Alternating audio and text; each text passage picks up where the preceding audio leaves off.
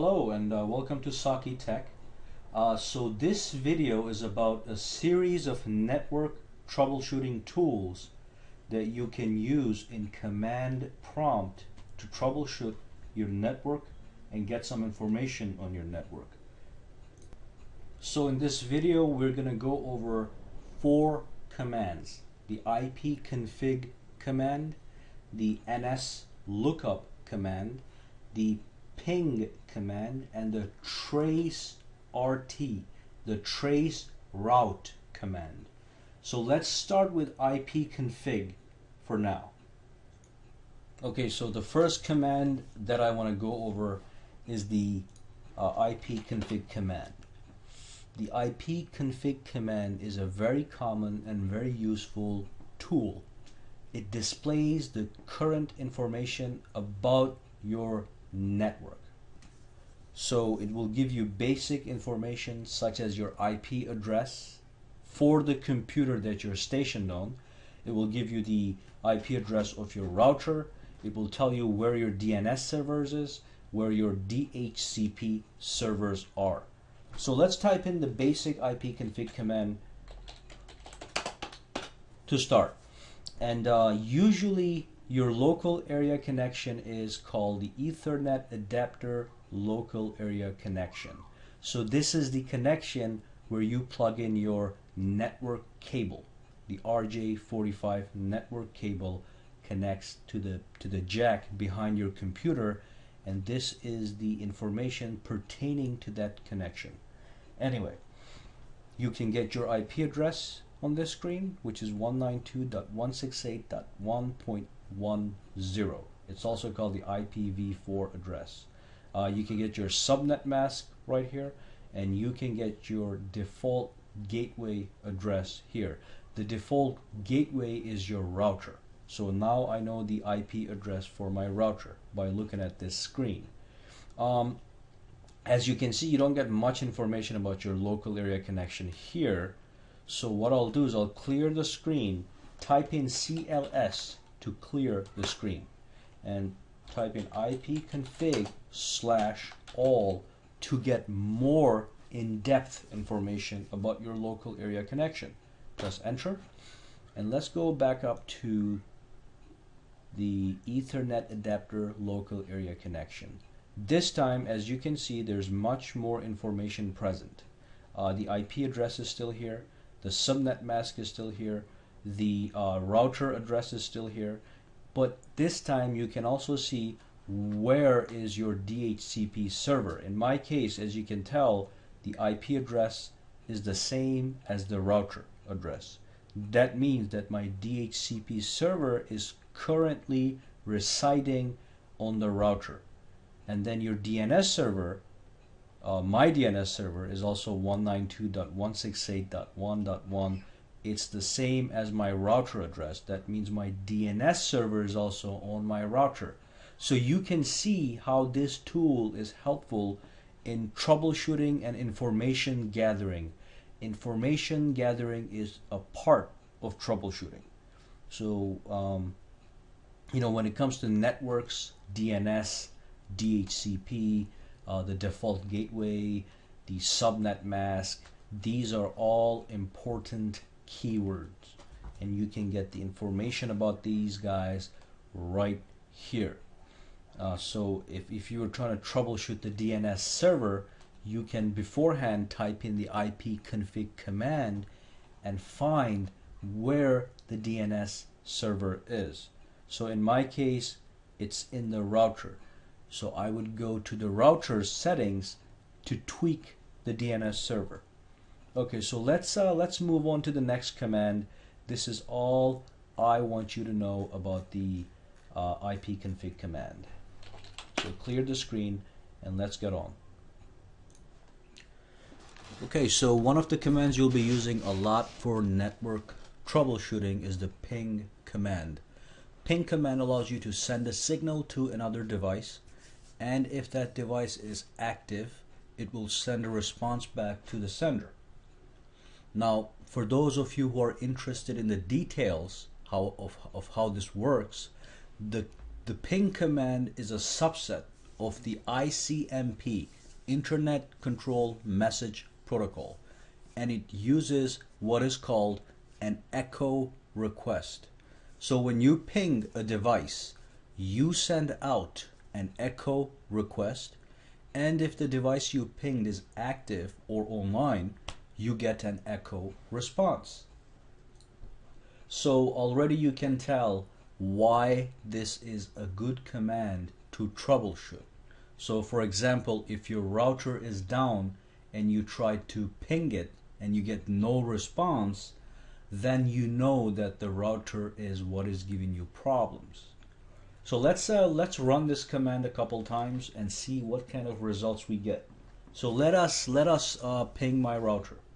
Ping 192.168.1.1. Press enter, and we will analyze the printout here that we got.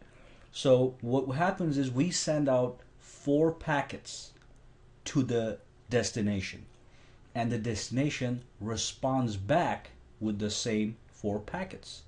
So as you can see here, 1, 2, 3, 4. So this is a reply from 192.168.1 and 1. That is my router. We sent out 32 bytes of data and we got back 32 bytes of data, and we got it back in less than 1 milliseconds. Down here you get a summary. So it says packets sent 4, packets received 4, packets lost 0. So that means this is a stable connection. And then there's some statistics here that is not important. So this is how the ping command works. It sends out an echo request using data packets of minuscule size, and then you get a response and you know that the other device is actually alive. So let us ping Google, www.google.com, and see what happens. So we got a similar printout. Let me just bring this to the top. And as you can see, this is the IP address of Google, and that is where we got the response from. As usual, we sent out 32 bytes of data. But as you can see, because Google is far, far, far away and not in my basement, it took 29 milliseconds to send, to get a response from Google. And if you look down here again, statistics are packets were sent 4, received 4, lost 0. So the connection was stable. Finally, let's ping a device that doesn't exist. This is going to yield the same kind of results if a device wasn't actually working. So if your router was down and you pinged your router, but you were not going to get a response from it. So let's see, ping 192.168.2.200. Press enter. So we're pinging it right now, and the request was timed out because that device does not exist. As you can see, the ping command is retrying. It's going to retry 4 times. The first packet didn't go through, second packet didn't go through, the third packet and the 4th packet did not go through. And as you can see at the summary, packets sent 4, received 0, and lost 4. So it was 100% lost. The signal does not exist. So if you ping a device, you get no response, and you lose all the packets, that means the system you're trying to reach is not connected to the network. It's having network problems. And this brings us to the end of the ping command. Let's clear the screen and move on to the next command. So the next command is the TRACERT command. So what the TRACERT command does is it lets you see step by step a route a packet takes to the destination that you specify.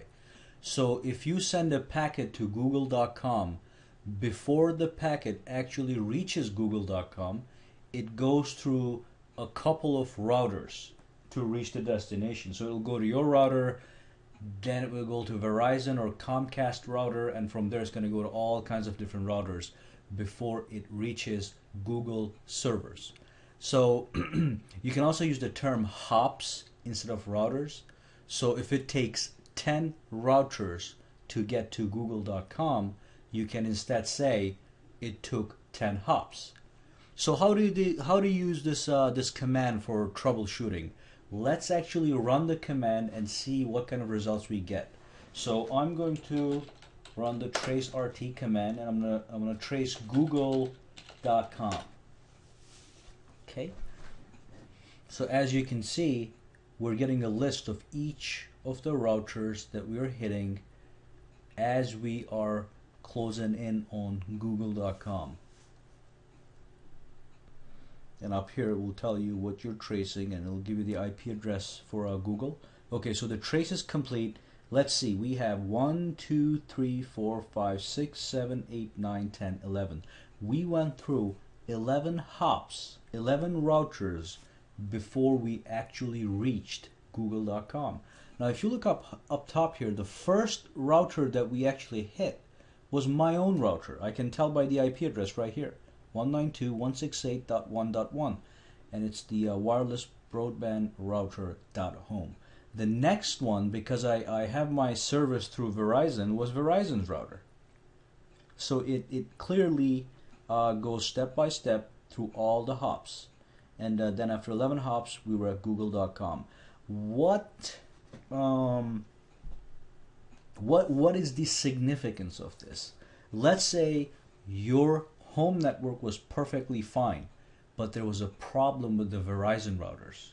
You can run the TRACERT command, and if there's any problems here, it will actually tell you what the problem is. It could say things like request timed out, destination unreachable, or it could also say that instead of 16 milliseconds, it could be saying like 5,000 milliseconds, just to give an example. And I don't think you'll ever see that. But so if the request times out, that means the problem lies with one of the routers that has to do with Verizon. And then you can call Verizon and you can tell them, hey, you guys are having a problem because I know that my router works because I ran the TRACERT command. So this is the idea behind the TRACERT command as far as troubleshooting goes.